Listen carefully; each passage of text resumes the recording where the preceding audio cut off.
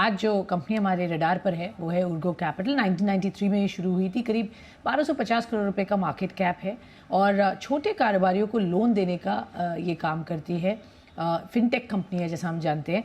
Supply chain financing, unsecured business loans, machinery loans, new age products और micro enterprises loans देती है।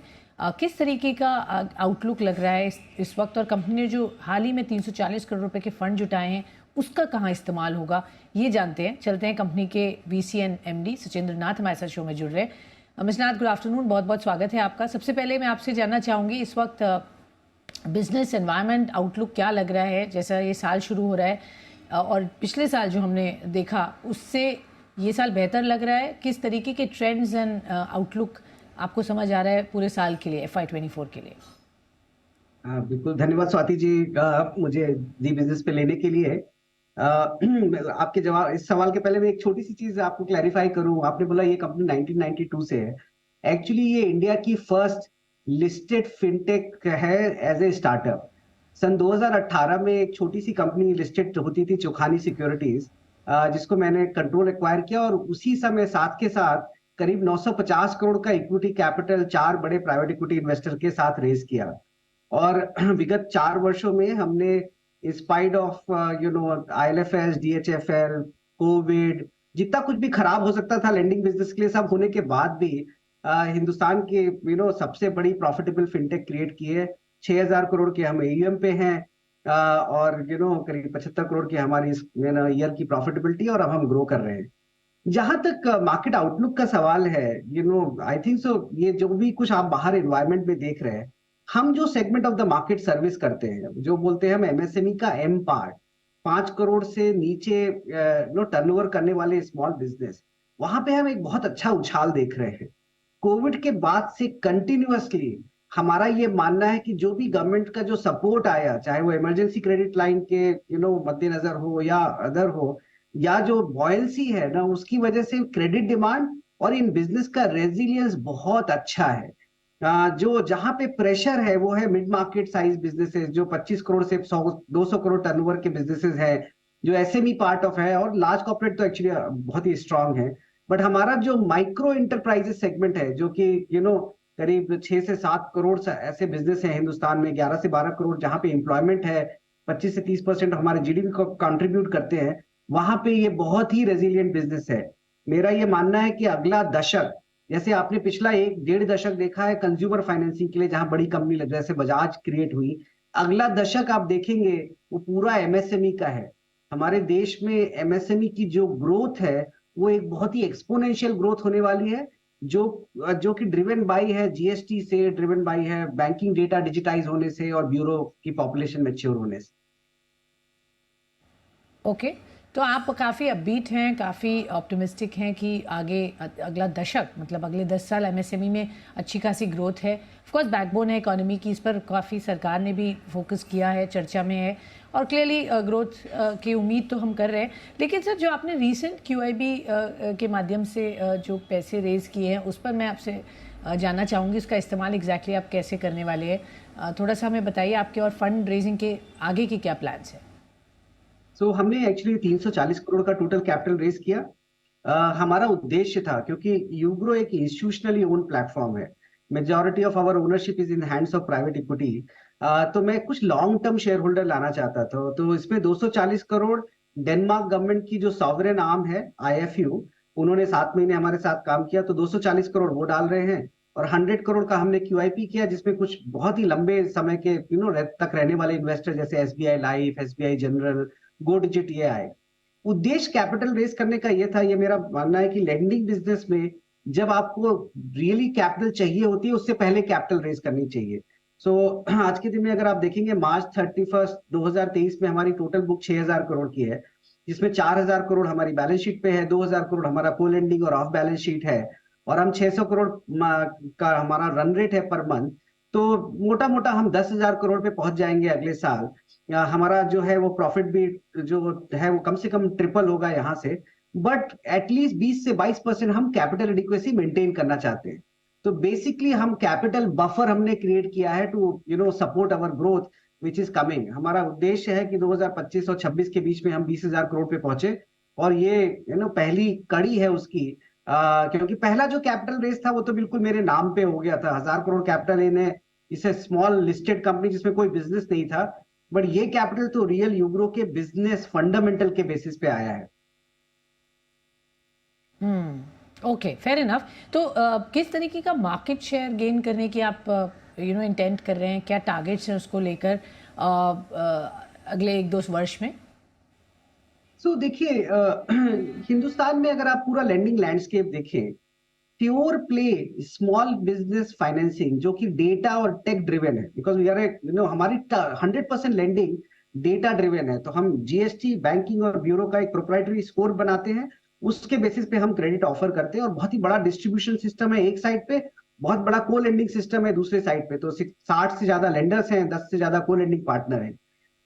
ये सब जो हमने पिछले 3 साल में किया डिफिकल्ट टाइम में, हम मानते हैं कि आने वाले 2 से ढाई साल में हम एटलीस्ट 1% ऑफ मार्केट शेयर लेंगे।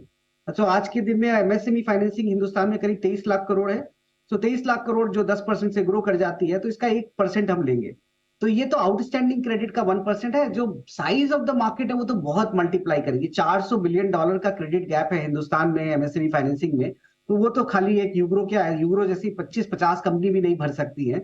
बट जो एग्जिस्टिंग बेस पे हमको लगता है कि हम 20 से 22 हजार करोड़ 2025 से 26 में जाएंगे, और कम से कम 10 लाख कस्टमर को हम सर्विस कर रहे होंगे। हमारा जो ये रिसेंट लॉन्च है ग्रो एक्स, ये टेक्निकली इंडिया का फर्स्ट क्रेडिट प्लेटफॉर्म है जो 2 मिनट के अंदर 3 लाख का क्रेडिट एक ऐप पे अपलोड कर देता है, जो आप यूज कर सकते हैं किसी भी बिजनेस नीड के लिए। तो ऐसे जो इनोवेशन अब पॉसिबल है क्रेडिट इंडस्ट्री में, स्पेशली फॉर एमएसएमई, ये क्रेडिट को एक्सप्लोर कर रहे हैं और क्रेडिट कॉस्ट को बहुत अच्छा कंट्रोल कर रहे हैं। तो ये बहुत ही अच्छा समय है एमएसएमई लेंडिंग बिजनेस बिल्ड करने के लिए। ओके, तो समय बढ़िया है एमएसएमई लेंडिंग बिजनेस बिल्ड करने के लिए, और आप उसकी पूरी पूरी अपॉर्चुनिटी देख रहे हैं, लेवरेज कर रहे हैं। लेकिन मैं एक और बहुत इंटरेस्टिंग डेटा देख रही थी, आपके पिछले 5 क्वार्टर से एयूएम बढ़ा है 1934 करोड़ से 5095 करोड़, विच इज़ आप ऑलमोस्ट 163%। तो सवाल ये है सर, यही ट्रेंड आगे बढ़ेंगे, इसी तरीके से हम ग्रोथ एक्सपेक्ट करते हैं अगले लेट्स से 5 क्वार्टर्स में? क्या ट्रेंड्स लग रहे हैं एयूएम ग्रोथ को लेकर? ये आई थिंक हमको जो कंपेयर करना चाहिए वो हमारा टोटल लाइफ 4 साल का है, जिसमें 2 से साल तक कोविड में चले गए। लेकिन हमने इस पीरियड में किया क्या, हमने 2018 जुलाई में कैपिटल रेज की, अप्रैल 2019 में अपना बिजनेस स्टार्ट किया, और मार्च 2020 में बंद किया कोविड के चलते। मार्च 2020 में हम 6 लोकेशन पे थे और कुछ 150 लोग थे। मार्च 2022 में हम 100 लोकेशन पे थे और करीब 2000 लोग की कंपनी थे, और हमारे टेक और डेटा एनालिटिक्स टीम 200 लोग की थी। तो हमने जो इंफ्रास्ट्रक्चर बिल्ड किया उन 2 वर्षों में, वो अब हमारा एसेट जनरेशन इंजन चालू हो गया है। हमारा आने वाले साल में, इस साल ये जो मैंने बोला कि अगर आप 600 करोड़ हमारा मार्च में हमने डिसबर्स किया था, अगर यही 600 करोड़ हम अगले 12 महीने करेंगे तो 7200 करोड़ नया एयूएम ऐड करेंगे।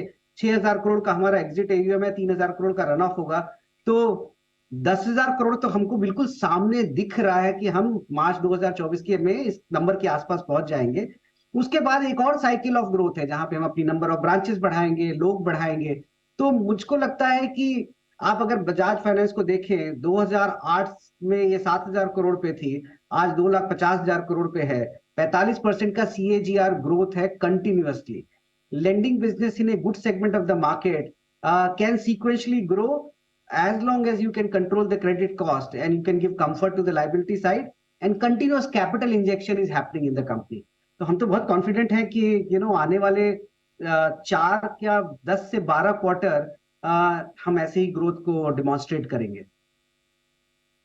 तो ग्रोथ तो आपने सर बहुत ही स्ट्रांग बता रहे हैं और अपॉर्चुनिटी की पॉइंट से बता रहे हैं। तो अगर यही ग्रोथ ट्रेंड्स हम एक्सपेक्ट करेंगे तो इसका असर प्रॉफिटेबिलिटी पे कैसा रहेगा? प्रॉफिट्स कैसे देख सकते हैं अगले 2-3 साल में? तो इस साल का हमारा उद्देश्य क्या है कि हमने जितना भी हमारा ऑपेक्स बिल्ड करना था, ब्रांच खोलना था, लोग लाने थे, टेक्नोलॉजी बिल्ड करनी थी, हमने मार्च 2023 तक वो सारी कंप्लीट कर ली है। अब जो आने वाले वर्ष में जो होगा कि हमारा एसेट अंडर मैनेजमेंट बढ़ेगा और हमारा ऑपेक्स मोर और लेस सेम ही रहेगा जो इस साल था। तो इसलिए हमने कुछ 75 करोड़ की पीबीटी हम करेंगे मार्च में। मुझको ऐसा लगता है कि इस मैट्रिक्स के बेसिस पे एटलीस्ट यहां से 2.5 से 3 टाइम हमारी पीबीटी बढ़नी चाहिए मार्च 2024 में।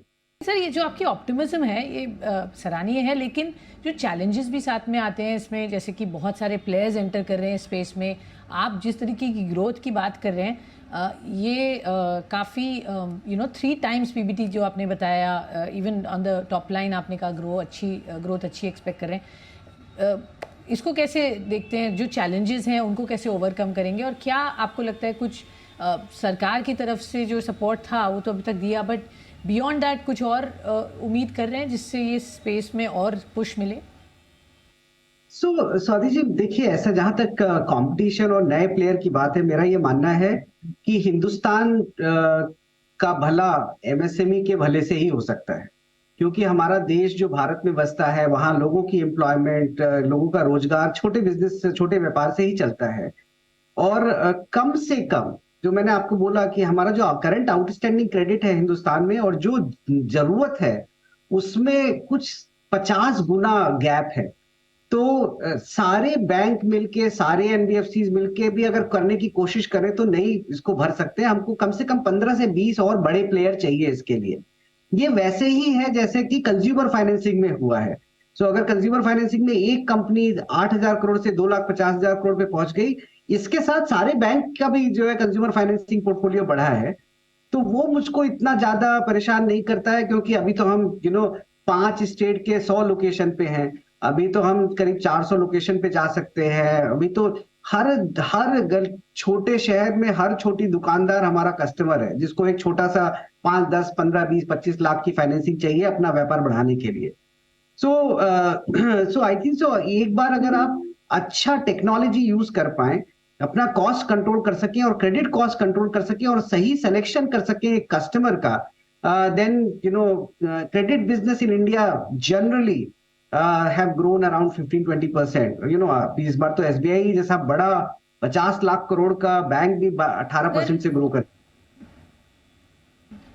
बिल्कुल, बट मैं ये जानना चाहूँगी सर, जो एनपीए की जो कंसर्न्स होती है पहले हमने देखे हैं, और आपने कहा कस्टमर सिलेक्शन बहुत ज़रूरी है यहाँ पर, बट जिस तरीके की कलेक्शंस की बात की है, वहाँ पर आपके तरफ से कितना स्ट्रिक्ट विजिलेंस, कैसे आप उसको इंश्योर कर रहे हैं, और जिससे आपके एनपीएस ना बढ़ें, और ये छोटे बड़े लोन की आपने जो बात की वहाँ पर पेइंग बैक कैपेबिलिटी में कई बार दिक्कतें आ सकती हैं, उसको आप कैसे एश्योर कर रहे हैं?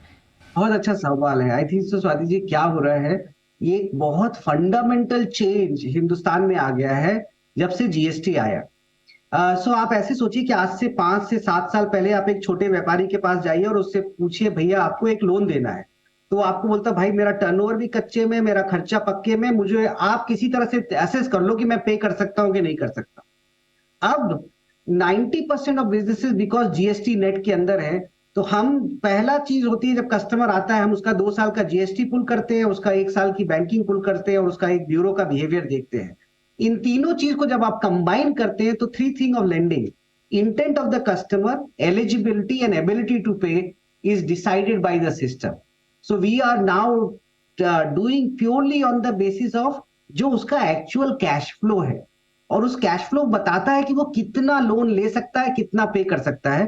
जो वो हमको कोलैटरल देता है ना, वो उसका प्राइस डिफाइन करता है।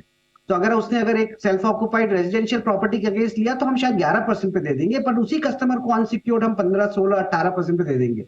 तो आई थिंक सो ये जो फंडामेंटल शिफ्ट है of cash flow based lending, ये क्रेडिट कॉस्ट को कंट्रोल कर रहा है, बिकॉज पहले लेंडर्स को असेसमेंट करने की कैपेबिलिटी नहीं थी, एंड यही जो है वो एक्सप्लोड करेगा credit at a very controlled credit cost. जो हमारा सिलेक्शन ऑफ कस्टमर है ना, वो डेटा ड्रिवन है, इसमें ह्यूमन इंटरवेंशन नहीं है।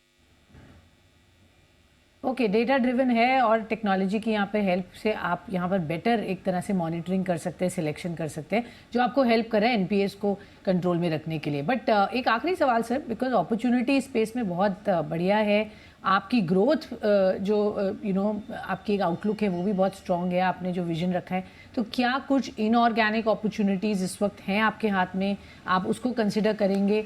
क्या वो एक अप्रोच रहेगी फॉर योर बिजनेस स्ट्रैटेजी? नहीं, आई थिंक सो जिस पाथ पे हम हैं और जो हम खुद ऑर्गेनिकली अभी बिल्ड कर रहे हैं, हमको नहीं लगता कि हमारे जैसे सिमिलर माइंडसेट, सिमिलर कल्चर के अदर बिजनेस कंपनीज है जिनको हमको इस समय एक्वायर करना चाहिए। हम अपनी करंट ग्रोथ को ही मैनेज कर पाए, हमारे लिए यही एक हमारा उद्देश्य है। बिकॉज जो जो जितना इनोवेशन हो रहा है, चाहे वो जीएसटी सहाय हो, जेम सहाय हो, ओकेन हो, अकाउंट एग्रीगेशन हो, बहुत कुछ करने के लिए है। तो उसमें हमको कोई जरूरत नहीं लग रही कि हम कोई इनऑर्गेनिक भी कुछ करें। ओके तो इस वक्त कोई इनऑर्गेनिक प्लान्स नहीं है, जैसे ऑर्गेनिकली ग्रो कर रहे हैं वही आपका आगे आउटलुक लग रहा है इस वक्त। बहुत बहुत धन्यवाद सर हमसे जुड़ने के लिए और हमें बताने के लिए आपके क्या हैं प्लान्स और आगे किस तरीके का है आउटलुक। छोटा सा ब्रेक लेते हैं इस नोट पर आप कहीं मत जाइएगा, खबरों का सिलसिला रहेगा जारी।